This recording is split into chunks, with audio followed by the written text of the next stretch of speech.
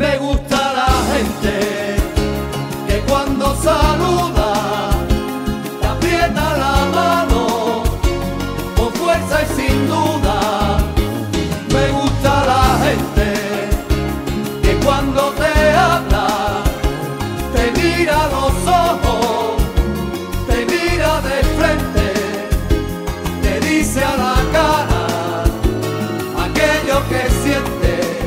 ¿Acaso no merece este hermoso país que dejemos el alma en la cancha todos por él?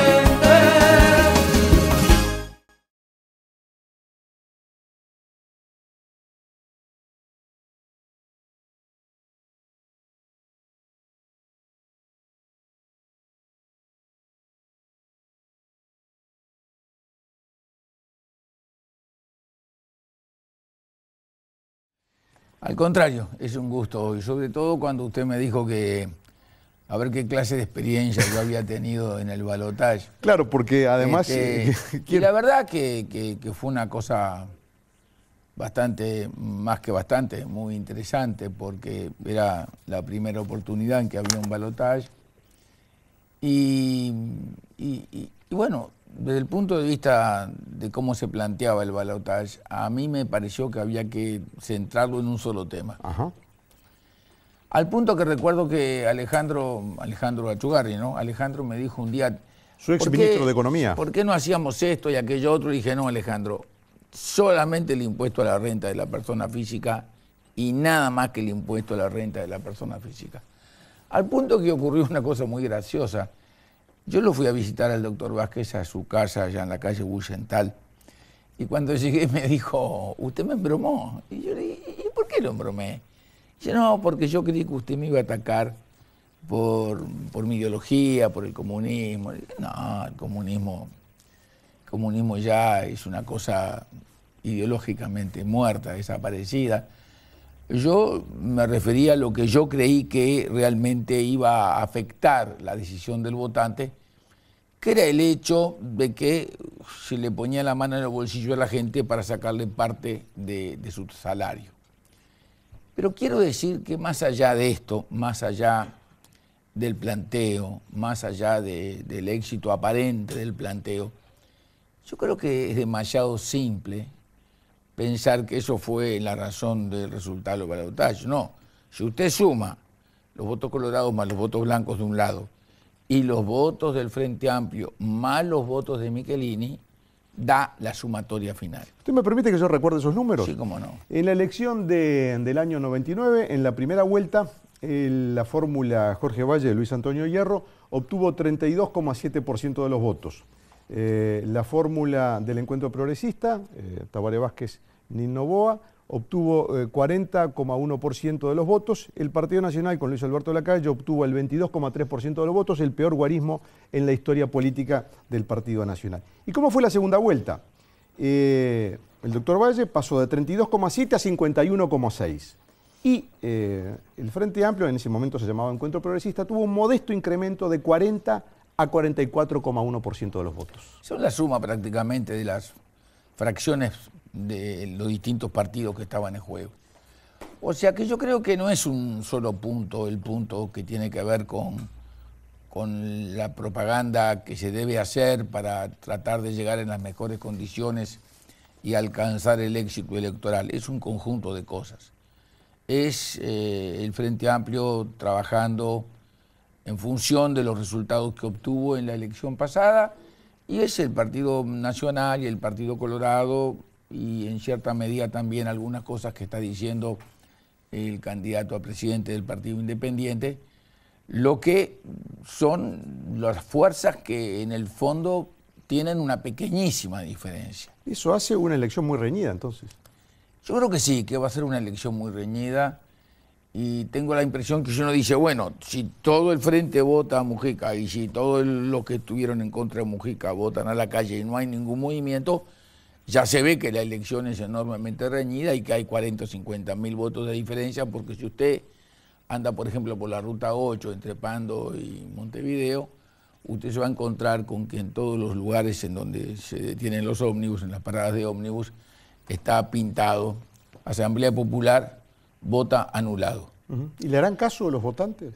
Bueno, yo pienso que Son en las 15.000 organizaciones más o menos. políticas esas cosas tienen una tendencia a seguir lo que dicen los dirigentes. Siempre hay algún dirigente que dice alguna otra cosa, pero me parece que en términos generales los movimientos políticos tienen mucha cohesión interna y las decisiones políticas son aceptadas y seguidas por la inmensa mayoría de los integrantes de las distintas colectividades. 24 horas después de que pactamos la entrevista sobre este tema que ocupó Sí. los primeros minutos, usted aparece en la prensa, Semanario Búsqueda, en la contratapa, con una serie muy larga de preguntas que, dicho sea de paso, mucha gente se estaba haciendo después del 31 de octubre. O sea, usted de alguna manera verbalizó lo que mucha gente en privado se hacía las mismas preguntas. Depende de la edad de la gente, ¿no? Bueno, yo en este caso me las hacía. Claro, sí, porque hay mucha gente joven que de eso no tiene la más mínima idea, ni memoria, y ni siquiera imagina que tal cosa pudo ocurrir. Porque, por ejemplo, el otro día yo tuve que ir a una ciudad del interior a hablar con una escribana a propósito de un procedimiento administrativo de carácter notarial. Y entonces me decía, a la vuelta de mi casa vivía un matrimonio, creo que la señora era dentista, el marido era profesional, gente extraordinariamente agradable, gente macanuda, con la cual teníamos una estupenda relación, pero tenían debajo de uno de los cuartos armado un sótano especial con los muebles necesarios para que una persona pudiera estar allí y que estaba vinculada a una organización de las 2 o 3 organizaciones que hubieron en la década del 60 y del 70 en el Uruguay. O sea, eso se hizo muchísimo en el Uruguay y se utilizaron personas precisamente que no despertaban ningún tipo de sospecha, que no tenían aparentemente ninguna conexión con ningún movimiento político importante, ¿no? Como Feldman. Bueno, el caso del señor Feldman es un poco diferente porque se supo desde el principio, inclusive por compañeros economistas del Uruguay, que fueron compañeros en la facultad, que todos dijeron que el señor Feldman era un hombre muy inteligente, muy capaz, pero que paralizó su actividad como estudiante porque se incorporó a un grupo que se había escindido del Partido Socialista, que se llamaba el Movimiento Uruguayo Unificado Socialista Proletario. Sí, socialista proletario, que eran gente que es muy radicalizada, que entendía que había que ir a la lucha armada. Luego él se reincorpora, termina su carrera de economista y desarrolla su vida como economista normalmente, y nadie podía sospechar absolutamente nada, hasta que alguien hizo un incendio. Porque una de las cosas más interesantes de todo este tema es que los propios bomberos, y yo realmente me extrañó muchísimo que el ministro del Interior no hubiera llevado el informe de los bomberos dicen que no hubo ni causas físicas ni causas climáticas. Por tanto, si no hubo causas físicas ni causas climáticas, es porque alguien sabía lo que había adentro e incendió lo que se incendió, que al final yo ni sé lo que se incendió. Pero sé lo que se descubrió, porque lo vi el primer día asombrado. Lo vi el primer día asombrado y el mayor asombro me lo causó la declaración del representante del gobierno, el representante político del gobierno, el subsecretario del Interior. Fue jefe de policía en Colonia en su gobierno, ¿no es cierto? Sí, fui jefe de policía en Colonia, porque en mi gobierno yo entendí que era conveniente que todos los jefes de policía fueran policías, que fueran profesionales de la policía. Primero porque creo que están más preparados, porque la policía es una profesión como cualquier otra, exige un conocimiento técnico, exige un conocimiento del medio. Y antes, hace 30, 40, 50 años, el país era un poco distinto de lo que es ahora, inclusive por su demografía. Y por tanto, los policías profesionales tienen más conocimientos y además, si usted entiende que están equivocados en su conducta o que están procediendo erróneamente, usted los reemplaza. Si me permite, me gustaría centrarme en un aspecto que fue quizás el que provocó mayor comentario de sus declaraciones.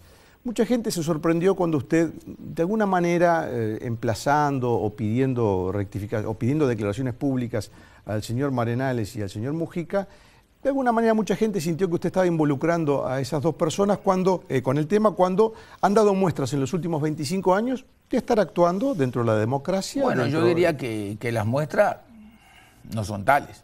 ¿Por qué? Y porque hasta el año de 1994, 10 años después de haber comenzado el periodo democrático y reinstalada la democracia en el Uruguay, hasta el año de 1994, el grupo que integra el señor Mujica y el señor Fernández Huidobro y el señor Marenales tenían vigente la opción militar. Pero más que nada como una declaración retórica. Yo creo que no. Ellos no hacen declaraciones retóricas sobre esas cosas, son muy serios sobre esas cosas. Y por eso, como lo explica como nadie el señor Garcés, Adolfo Garcés, el politólogo. no solamente en su libro, sino en una tertulia que se hizo con los periodistas Jafé y García. En El Espectador. En El Espectador en el 2006, que se puede bajar de Google, que son 7 u 8 páginas, y el que lee eso entiende todo lo que está pasando. A ver, ¿por qué? ¿Lo entiende? Y porque García explica con toda claridad, entonces, no ahora, en el 2006, que hasta el 1994, hasta el filtro, hubo una posición mayoritaria de todos los que integraban la organización del Frente Amplio de prepararse para una eventual resurrección de un año como el de 1973. Y prepararse significa tener depósitos, tener armas, tener recursos, tener medios de comunicación al alcance, tener una cantidad de cosas. Y eso tuvo eclosión en el filtro, y es por eso que el libro que editó y publicó y se difundió del señor Zabalza lo explica con toda claridad. Cero a la izquierda. Y Garcés hace un análisis, a mi juicio, muy justo y muy acertado de la situación interna. Por eso dice que su tesis es plausible ahora. Exacto, dice que mi tesis es plausible, y creo que en el día de hoy apareció otro artículo en El Observador, en el día de hoy, que no lo he leído, pero que ratifica esta situación.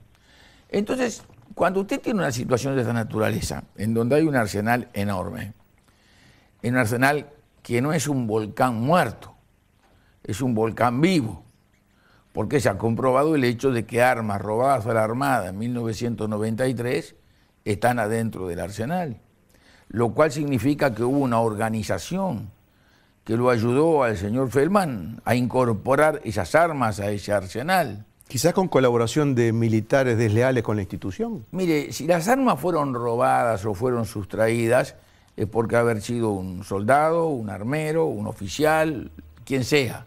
Pero lo cierto es que fueron sustraídas de un lugar determinado, de la Escuela de Especialidades de la Armada, en 1993.